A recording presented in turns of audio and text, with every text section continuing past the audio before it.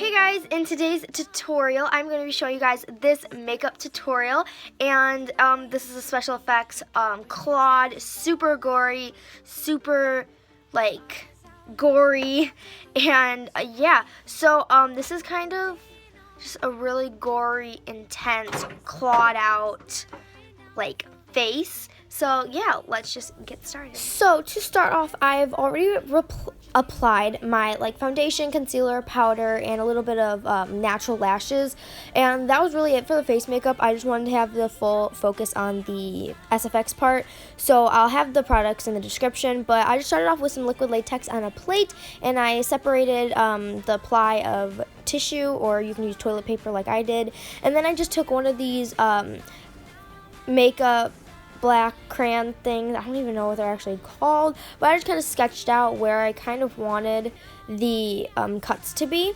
and then I just took a stippling sponge and some latex. But first I realized you should probably cover up the brow that you're going to be putting the latex over, unless you want your brows to be ripped off, which I did not want my brows to be ripped off. I wanted them to stay there, so I put some petroleum jelly. Then I took the stippling sponge and just stippled on a layer of latex on the cut, and then I added one ply of tissue, using toilet paper, and then I just continued doing that for every cut. And I realized it's easier to just do latex than tissue, and then kind of rip off the excess and then go on to the next cut, like I did. I just did them all at once and then I ripped it off, which you should probably just rip it off immediately. It just helps keep your face looking a lot neater, and you kind of know what you're doing. Like this, it kind of looks like a mess because there's toilet paper everywhere, but as soon as you get off all the extras, you can kind of tell, where the cuts are. Then I decided I wanted to add an extra cut, so I just add one across my nose, and then I'm going back with a layer of latex and just putting that kind of all over my all the cuts, and then you're just going to add another ply of tissue, all separated and stuff, and then you can just peel off the extras, or whatever extras there is, like I'm doing here, and then you can just continue doing this to every single cut. You want to do about 3 or 4 layers. I did 3 to be safe, but if you want to be extra safe, you can do 4. I prefer it to be thicker. It just looks a lot realistic and it's a lot easier to work with. So yeah, and be careful when you're doing the latex around your hair. When I pulled off this prosthetic, I did pull off a small chunk of my hair right there, and so yeah, just be careful and be ready. But then I just peeled off one of the lashes after I let it dry, and then once it's all dry, you can kind of tell it starts to turn a little bit yellow. I took this Estee Lauder foundation brush, just whatever foundation brush that you don't really care about too much, and I'm just going to paint all over with the foundation I used, which is the Maybelline Fit Me foundation. I'll have all the products in the description, like always. And I'm just going to put that all over my face. Then I'm taking one of these really cheap latex or latex-free wedges, and I'm just using this rather than my beauty blender because you don't want to mess that up, and just to blend it all in.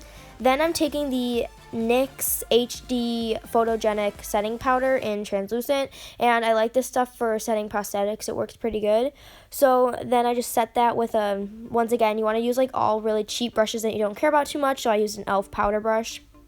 Then I'm taking one of these little nail scissors, or eyebrow trimmer scissors, and you want to be super extremely careful. Actually, when I ended up pulling off the prosthetic, I saw underneath, I didn't cut my skin, but I just kind of scraped it a little bit in an area, so you want to be extremely careful. I mean, I'm fine. It wasn't bleeding or anything. It was just a small little red scrape, so you want to be careful, but cut through all of the things to make the inside of the wound. Then I'm taking a different foundation brush. This one's by EcoTools, and I'm just going to take that purple grease paint, and I'm just going to put that all over the top of each wound, and then I'm just taking a stippling sponge just to kind of break it up and add some texture. Then I'm taking the stippling sponge with some red grease paints, and I'm just going to apply that right on top of that, and this is going to start off giving irritation, and it's going to start helping with the blistered kind of burnt look. Then I'm just going to take a tiny little angled brush with some black grease paint, and I'm going to apply this in all of the wounds. And then to make the wounds more prominent. You'll see here in a second. I'm just going to take those little scissors and cut off some of the flaps. It's going to make the wounds a lot wider, and it's going to make them more noticeable. Then you can just continue doing that. I did that to all of the wounds. You could have done this before you started painting, but I didn't really realize it until after I started painting. So that's how it looks. It just looks about a lot better and a lot realer. And then I'm just going to go back in with some more black. I think I'm taking black here and just filling in the wounds more. Then I'm just going to take a stippling sponge with some black grease paint, and I'm going to stipple this all over. This is going to start giving a charcoaled, dark, gross looking bruise. Not really bruise, but more like burnt. It's going to make it look more burnt. Then I'm just going to take a teeny little brush with some red grease makeup or grease paints, and I'm just going to put this right on the inside of the wound so it's not jet black. I put a little bit of red in there. And then I'm just doing that to all of the ones, I guess, inside them all. And then I'm just taking that latex wedge and just blending it all just so it doesn't look super stippled on. You want it to look kind of real. So then I'm just taking more face paint, and then I'm going to, once I'm happy with that, I'm going to take some fake blood. I just have this big bottle of fake blood on a little paper plate. And I'm just going to take that tiny little brush that we used to put the red inside, and I'm just going to put some blood all over in kind of globs. I took like globs of blood at a time, and this is just going to make it more gory and more look like it's coming out of the skin rather than just a little small layer. So I did like really, really thick like globs and chunks of the blood throughout the entire wounds. Then I'm just taking a stippling sponge with some more blood and just putting blood everywhere because, I mean, you just got your face clawed, so there's gonna be like blood everywhere.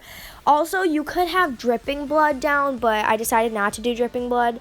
But I'm just gonna apply the blood all over my kind of that side of the face, and then I felt like I didn't want to put blood and grease paints too close to my eyes, so I just took that black crayon makeup and put that on my eyes to dirty it up so it doesn't look perfect. Then I'm just taking blood and putting it all over, kind of splattering it on my forehead, on the side of my nose, like below my cheek and below everything. So and, you guys really enjoyed this video. I really enjoyed making it. It did take like 2 or 3 hours.